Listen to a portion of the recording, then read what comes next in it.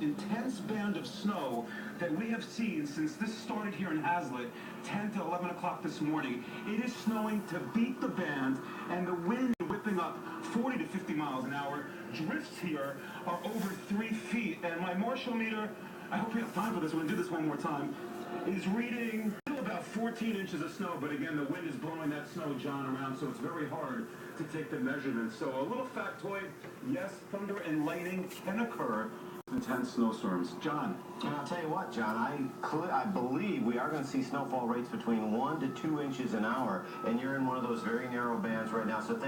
And John, and a real quick check of the radar to back up John. Yeah, you see the brighter blue right there, and it is hugging the coast, and that's what John is in right now. More of this to come. The winds out of here by the morning commute. The problem is going to be, as John's talking about, all of the drifting snow, and the wind continues to howl through the afternoon. We'll be back with one more. Before we say so long at midnight, right now, though, I'm going to send things back to Christine and Dave. All right, thank you very much, John and Elise and John Marshall. Yeah, definitely. Thank you. Another live look now. Mobile 2 units out and about on the roadways. This is 101st and Broadway, and you can see an emergency vehicle there. Probably.